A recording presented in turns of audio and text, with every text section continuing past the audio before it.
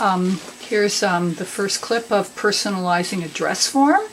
Here is the initial dress form. I have to add to the bust and the hips, and I will do that with padding. Here's the first cover. It molds directly onto the to the dress form. Eventually, and this makes it, because it's the Dritz, it makes it easier to pad. So you need the base. It's a thin polyfilla used for quilting that I elected to use. This will, from this point, I'm going to establish the waistline, and center front, center back. You must remember that the dress form must be at least 1 to 2 inches smaller than the final, so you can pad it to fit the person who's eventually going to wear it. Now to I guess to personalize the dress form.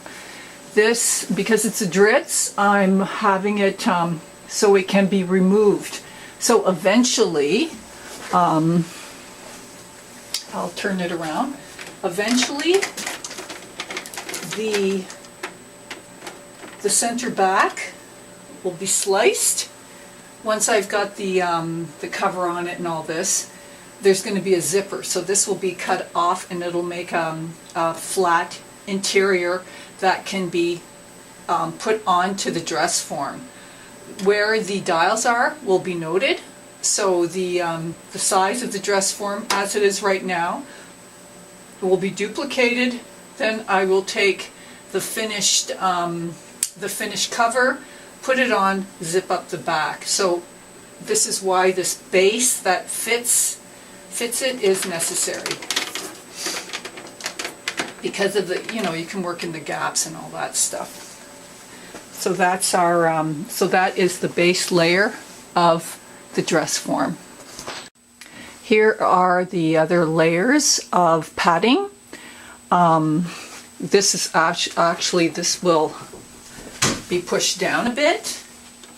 This layer this is a 1/4 inch polyfilla. This is a little bit denser. I don't know exactly how much, but just a bit denser. Major parts have been filled. This will compress it somewhat and smooth it. And then on top of this will be the cloth layer. Anyway, so this is basically the first, which kind of makes a more unified garment, under structure. Then where padding is needed, especially, and then this will smooth it down to make it easier to work with and all that. I'm going to use panels. This one will go to the highest, the apex of the bust, and there. And I will do little, like just to make it smooth. If I require to do a pinch here or there, I will. And then I will have side, and then for the back, half the same. And this will eventually, like I said before, there will be, once the fabric is on top, a zipper will be here, so this will be able to zip on and off. Anyways, so there we are.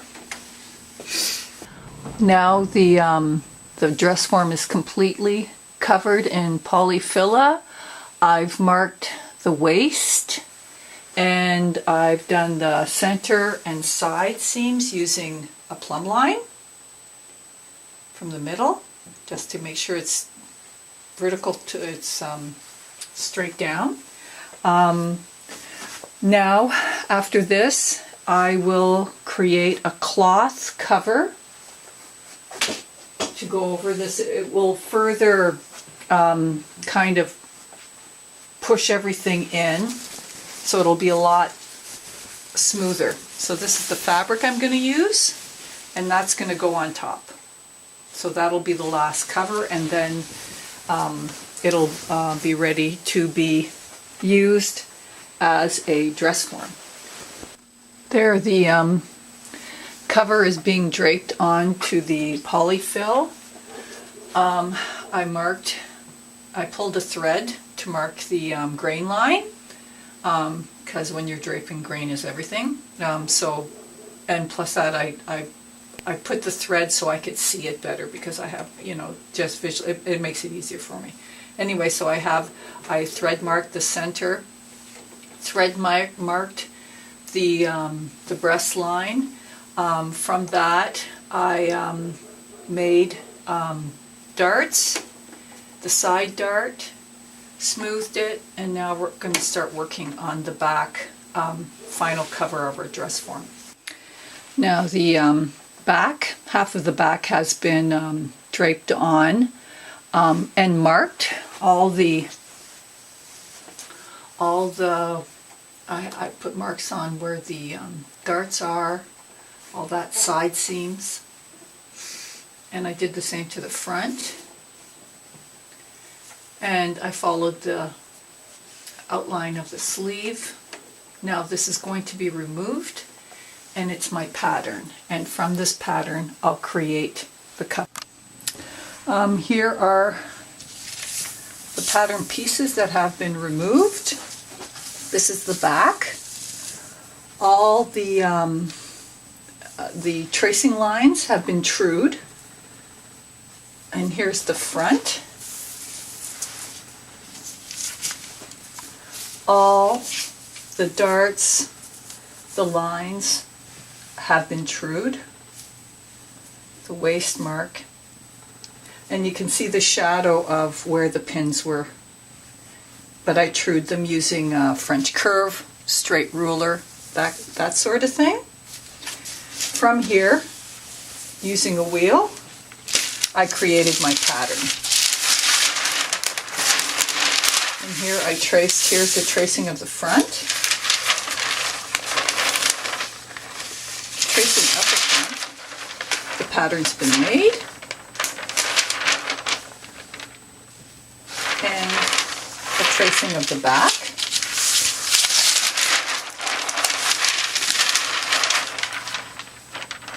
Pattern's been made. Now for the front, you'll notice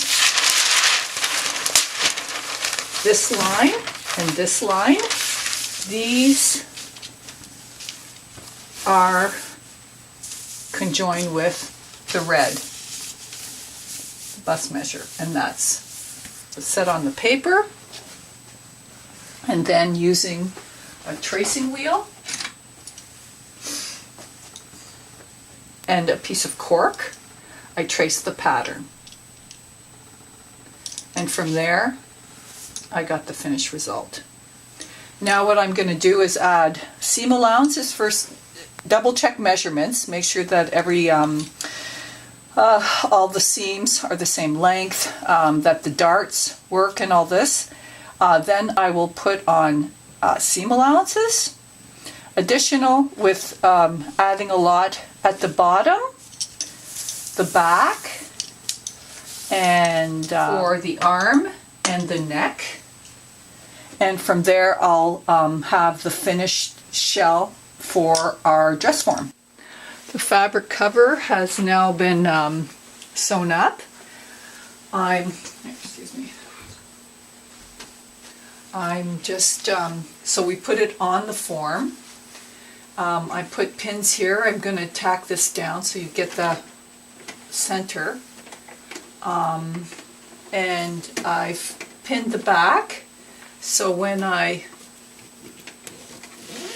so I can easily cut open this along the zipper, tuck in the selvage edge at the cut line, and sew it down so it has a nice finish.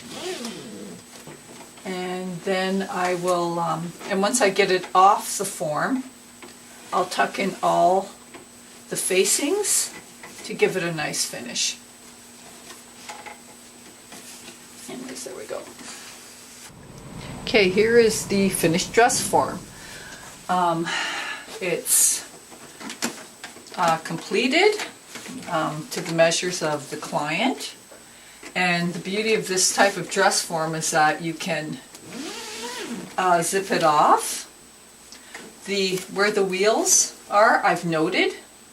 So when I have to, when I'm making another piece of clothing for this client, all I do is note, put the numbers where they are, where they're noted in the interior of the cover, and then I have her dress form made. And this comes right off. See, just comes right off the dress form. Sorry. Tape there. Comes right off the dress form. So that, anyways, I've noted the waist. One second. And so there it is. Now we're ready to see, everything's finished. All these, so it's nice and neat, and we can just store it, and I can make an arm. I'll make an arm for it as well, so when I'm when I'm draping dresses, I have the arm. Anyway, so that's how you would use your adjustable dress form for many clients. And if it's for yourself and the waist isn't quite right, the bust isn't quite right, whatever, the hips aren't quite right, even with the dress form you have, or you know, like your back is long or whatever. I guess the key is to make sure that the dress form is at least 2 sizes smaller than you are, so you have something to because you have to. You have to fill it up a little bit, right? Put on the fiber fill and everything. Anyways, so there it is. The finished dress form cover for this client. And now I can make her dress to fit. There you go.